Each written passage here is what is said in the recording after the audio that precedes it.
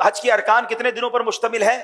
5. پہلا کون سا ہے؟ 8، دوسرا 9، تیسرا 10، 11 اور 12. یہ 5 ایام آپ نے یاد رکھنے ہیں. 8 ذوالحجہ، 9 ذوالحجہ، 10 ذوالحجہ، 11 ذوالحجہ، 12 ذوالحجہ. میرے ساتھ مل کے دہرائیں گے کون کون سے دن ہیں؟ 5. پہلا، پھر 10، پھر 11، اگلا 12. یہ 5 دن کیا کرنا ہے اب آپ نے یاد کر لینا ہے. آج میرے ساتھ مل کر اسے آپ یاد کر لیں.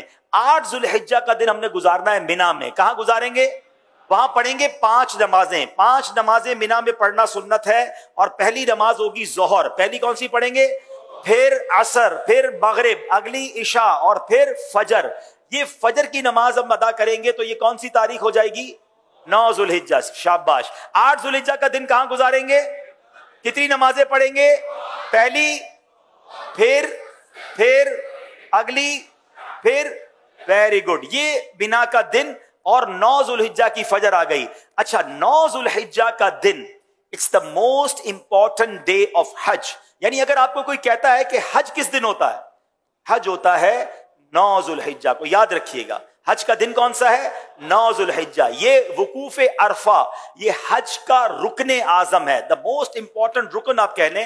حج کے 3 فرائض ہیں، احرام پہننا، نیت کرنا اور طواف الزیارہ، لیکن رکن اعظم ہے وقوف عرفہ. تو وقوف عرفہ جو ہے یہ موسٹ امپورٹنٹ ڈے ہے. 9 ذوالحجہ کا دن آپ نے عرفات میں گزارنا ہے. اچھا اب 9 ذوالحجہ عرفات میں جب آپ پہنچیں گے تو وقوف عرفہ کا جو وقت شروع ہوتا ہے، جب جس کو کہیں کہ عرفات کے دن کا وقوف کا وقت شروع ہوتا ہے، جب ظہر کا وقت شروع ہوتا ہے نا تو یہ وقت شروع ہو جاتا ہے. سبحان اللہ. جیسی ظہر کا وقت شروع ہوا، جتنے لوگ عرفات میں احرام کی نیت کے ساتھ موجود ہیں وہ سب کے سب حاجی ہو جاتے ہیں.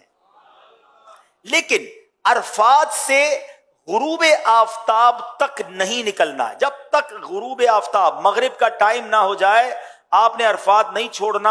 جو اس سے پہلے نکل جاتا ہے اس پر دم ہو جائے گا. تو یاد رہے ظہر کے وقت میں ظہر پڑھنی ہے، عصر کے وقت میں عصر پڑھنی ہے. اپنے اپنے خیموں میں پڑھیں یا جماعت کر لیں اور وہاں عبادت کریں، دعائیں کریں. غروب آفتاب سے پہلے عرفات کو نہیں چھوڑنا ہے.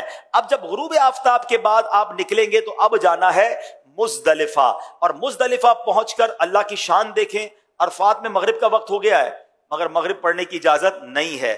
اچھا مزدلفہ میں بھی مغرب اور عشاء پڑھیں گے مگر عشاء کا وقت شروع ہو جانے کے بعد پڑھیں گے. یعنی عشاء کا وقت شروع ہو گیا اب مغرب اور عشاء پڑھیں گے. اور اس کو ملا کر پڑھنے کا طریقہ یہ ہے کہ مغرب کے پہلے فرض پڑھیں گے، پھر عشاء کے فرض پڑھیں گے، پھر مغرب کی نوافل، مغرب کی سنتیں اور نوافل، پھر عشاء کی سنتیں وتر وغیرہ ادا کیے جائیں گے. اب یہ رات ہے 10 ذوالحجہ کی رات. صبح 10 ذوالحجہ ہے. یہ رات گزاریں گے مزدلفہ میں اور اس رات عبادت بھی کریں گے.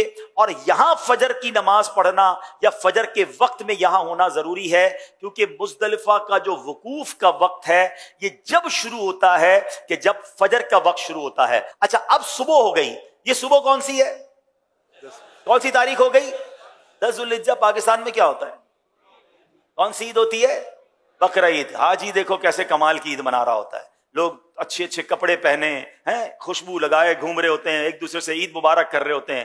حاجی کے احرام بھی میلا، اس کے بال بھی بکھرے ہوئے، اس کی آنکھیں بھی نیند سے تھکن سے چور ہے. یہ کیسی عید ہے؟ واللہ یہ ساری دنیا کی عیدوں سے اچھی عید. ہائے ہائے، کیونکہ اللہ کو یہ میلا کچیلا حاجی بڑا پسند ہے. آج عید کا دن ہے اور حاجی کو 3 کام کرنے ہیں. 10 ذوالحجہ کو 3 کام کرنے ہیں اور یہ تینوں کام ایک ترتیب سے سیکوینس سے کرنا بڑا ضروری ہے. ٹھیک ہے، یاد رکھیے گا. پہلے حاجی نے کیا کرنا ہے؟ رمی کرنی ہے. کیا کرنا ہے؟ اس کو رمی کرنی ہے شیطان کو کنکریاں مارنی ہے، بڑے شیطان کو. اس دن ایک ہی جمرے کو، ایک ہی شیطان کو کنکریاں مارنی ہے، 7 پتھر مارنے ہیں. رمی کرنے کے بعد حاجی نے کیا کرنی؟ قربانی. کیا کرنی ہے؟ اچھا رمی کر لی تو قربانی جو بھی کرنے والا اس کو بتائیں گے میں نے رمی کر لی، وہ اس کی قربانی ہو جائے گی. قربانی ہو گئی تو اس کے بعد حاجی نے حلق کروانا ہے یا قصر کروانا ہے، تقصیر کرنی ہے، بال اتروانے ہیں. اب وہ احرام سے فارغ ہو گیا. جناب والا کتنے دن ہوئے ہیں؟ 2.25 دن تو ہوئے ہیں. 10 ذوالحجہ 8 کو تو احرام باندھا تھا اور 10 کو فارغ ہو گیا. ٹھیک ہے، تو نو ٹینشن ایٹ آل. اب ساری پابندیاں ختم ہو گئی ہیں احرام کی. خوشبو بھی لگائیں، سلے ہوئے کپڑے بھی پہنے، انجوائے کریں. صرف ایک پابندی باقی ہے جو مرد و عورت کی پابندی ہے. اب جب طواف الزیارہ کر لیں گے وہ پابندی بھی ختم ہو جائے گی. تو ٹینشن احرام کی نہیں لینی ہے. 2.5 days 2.25 दिन 2.5 दिन में आप आराम से ऑलमोस्ट फारिग हो जाएंगे। अब आपका एक बड़ा फर्ज बाकी है, और वो क्या है? तवाफुज ज़ियारा। तवाफुज ज़ियारा उसका नाम जरूर है, मगर चक्कर उसके भी साथ ही हैं। वो नॉर्मल तवाफ की तरह है, मगर ये तवाफ ज्यादा इंजॉयबल है कि इस तवाफ में अब आप कपड़े पहने हुए हैं, अब आप एहराम में नहीं हैं, अब आप अपने लिबास के साथ बड़े सुकून से तवाफुज ज़ियारा करेंगे। और फिर एक वाजिब है, वो है हज की सई। तो तवाफुज ज़ियारा और सई आपने करनी है। तवाफुज ज़ियारा का जो टाइम है वो 10 को भी कर सकते हैं, 11 को भी कर सकते हैं, 12 की गुरूबे आफ्ताब से पहले पहले करना है। तीसरी ईद को मगरिब की नमाज का वक्त शुरू होने से पहले पहले किसी भी वक्त तवाफुज ज़ियारा किया जा सकता है, ठीक है। और जो सई है, जो तवाफुज ज़ियारा के बाद करने वाली हज की सई है, वो आप कभी भी कर सकते हैं, 12 के बाद भी कर सकते हैं, लेकिन आप बेहतर है कि तवाफुज ज़ियारा के साथ कर लें ताकि एक चीज कंप्लीट हो जाए। तो अब मैं इस पे आपको एक मशवरा देना चाहता हूं। वैसे तो 10 ज़ुल्हिज्जा को करना तवाफुज ज़ियारा अफजल है, लेकिन बहुत रश होता है। आजकल गर्मियों के भी दिन हैं। अगर आपने जब इन तीनों चीजों से फारिग हो गए, आपको लगता है मेरे अंदर हिम्मत है, तवाफुज ज़ियारा 10 ज़ुल्हिज्जा को कर ले, और अगर नहीं तो आप 11 को भी कर सकते हैं। तो कैसे करेंगे वो मैं इंशाल्लाह अभी आपको आगे बताता हूं। तो जनाब, आप 10 ज़ुल्हिज्जा को फारिग हो गए। अब 11 और 12 ज़ुल्हिज्जा में 2 मजीद आपने काम करने हैं। वो क्या करने हैं? आपने जमरात की रमी करनी है, और उसमें 3-3 शैतानों को कंकरियां मारनी हैं, और हर शैतान को 7-7 कंकरियां मारनी हैं। तो जब 3 शैतानों को 7-7 कंकरियां मारेंगे तो कितनी मारेंगे? 21 कंकरियां 11 ज़ुल्हिज्जा को भी मारेंगे, और 21 कंकरियां 12 ज़ुल्हिज्जा को भी मारेंगे। Very good. अच्छा, अब 11 और 12 में जमरात की रमी का वक्त शुरू कब होता है? याद रहे, जैसे ही जोहर का वक्त शुरू होता है ना, जमरात की रमी का वक्त भी शुरू हो जाता है। तो जोहर के बाद से लेकर अगले दिन सुबह सादिक तक आप कभी भी रमी कर सकते हैं। हज की किस्में 3 हैं। पहला हज हज किरान, दूसरा हज हज तमत्तो, और तीसरा हज हज इफराद। अब थोड़ी थोड़ी इसकी तारीफ।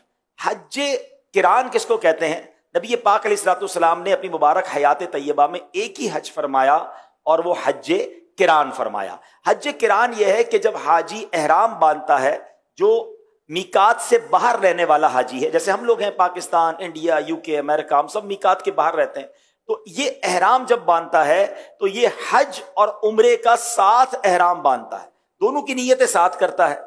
और उसका एहराम जो उतरेगा, यानी एहराम से वो फारिग होगा, वो तमाम हज के मामलात से फारिग होकर रमी जमरात करके, हलक करके, कुर्बानी करके वो हज के एहराम से फारिग होगा। यानी आसान लफ्जों में, एहराम अभी बांधेगा, उम्रा और हज साथ करेगा, मगर एहराम उसका हज के बाद उतरेगा, ठीक है। अब दूसरा हज है हज तमत्तो। ये हज करते हैं पाको हिंद में रहने वाले, मीकात के बाहर में रहने वाले, उम्मन हम ये हज करते हैं। वो क्या होता है? हम अपने वतन से जो एहराम बांधते हैं, नियत करते हैं, तो हम उम्रे की नियत करते हैं। किसकी नियत करते हैं? और वहां जाकर उम्रा करते हैं, एहराम से फारिग हो जाते हैं। फिर जब हज के दिन करीब आते हैं, फिर एहराम वहां से मक्के में रह के बांधते हैं, तो इसको कहते हैं हज तमत्तो। हज इफराद, हज इफराद नॉर्मली मक्के में रहने वाले, जिद्दा में रहने वाले, यानी मीकात के अंदर रहने वाले लोग जो है वो हज इफराद करते हैं। वो कोई और हज नहीं कर सकते, वो हज तमत्तो भी नहीं कर सकते, हज किरान भी नहीं कर सकते। उनके लिए लाजिम है कि वो हज इफराद करेंगे। लेकिन हम जो लोग हैं मीकात के बाहर रहने वाले, हम हज इफराद भी कर सकते हैं। मगर हज इफराद पता है क्या होता है? कि आप जब एहराम बांधते हैं तो आप डायरेक्टली हज ही का एहराम बांधते हैं, आप उम्रे का एहराम नहीं बांधते, हज और उम्रे का एहराम नहीं बांधते। कौन सा एहराम बांधते हैं? हज का। नियत करते हैं हज के एहराम की। अब ये चूंकि नियत ही हज के एहराम की हो गई, तो ये कब खुलेगा? हज के बाद खुलेगा। तो आसान कौन सा हो गया? हज तमत्तो, जिसमें उम्रे का एहराम बांधा, वहां जाकर उम्रा किया और एहराम की पाबंदियों से बाहर आ गए। अब दोबारा जब हज के दिन करीब आएंगे, दोबारा एहराम बांध लेंगे हज का। तो हज तमत्तो जो है ये बनिस्बत आसान है, ठीक है। अब आते हैं, ये तीनों किस्में आपने सुन ली। पाकिस्तान वाले करते तो हज तमत्तो हैं, लेकिन अनफॉर्चुनेटली, बदकिस्मती से, लोग 30 दिन 40 दिन का हज करने के लिए तैयार हैं, 10, 11, 12, 20 लाख रुपए का पैकेज भी देने के लिए तैयार हैं, 2-3 घंटे की तरबियत नहीं लेते। उसमें गलती क्या होती है कि हमें भी कई बार ऐसा हुआ, मैं एक बार खुद जहाज में जा रहा था, तो मेरे बराबर में एक हाजी साहब थे, एहराम मैंने भी पहना था, उन्होंने भी पहना था। तो मैंने पूछा कि आपने कौन से हज की नीयत की है?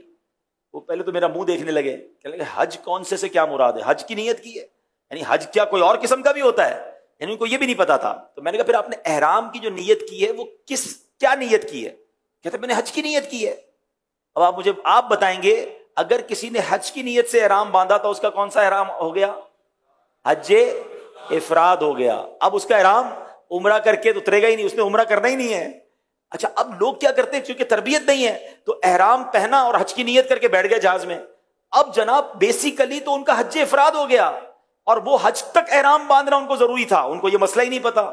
تو ہمیں یہ پتا ہونا چاہیے, اور بہت سارے حاجی اس میں کنفیوز ہو جاتے ہیں کہ یار جا تو حج کے لے رہا ہوں اور نیت مجھے عمرے کی بتا رہے ہیں.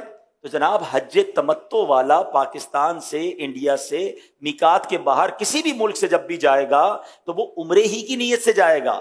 وہاں پہلے عمرہ ادا کرے گا, احرام کی پابندیوں سے فارغ ہو جائے گا, اور اس کے بعد جب حج کے دن قریب آئیں گے پھر جب احرام باندھے گا تو وہ حج کی نیت سے باندھے گا. تو یہ 3 حج کی قسمیں آپ کو یاد ہونی چاہیے. حج قران کرنے والا قارن کہلاتا ہے, حج تمتع کرنے والا حاجی متمتع کہلاتا ہے, اور حج افراد کرنے والا جو حاجی ہے وہ مفرد کہلاتا ہے. تو اصطلاحات بھی امیر اہل سنت نے بڑے پیارے انداز میں یہ پورے حج کے سفر میں جو اصطلاحات ٹرمینالوجیز ہماری یوز ہوتی ہیں اس کو بھی بیان کر دیا ہے. اور میں ایک اور خوبصورت بات بتاؤں کہ یہ رفیق الحرمین انگلش زبان میں بھی موجود ہے, اور نہ صرف انگلش میں بلکہ dawat-islami.net ویب سائٹ پر یہ کئی زبانوں میں موجود ہے. تو یہ ڈاؤن لوڈ کر لیں, اس کو پڑھتے رہیں, آپ کا سفر بہت آسان ہو جائے.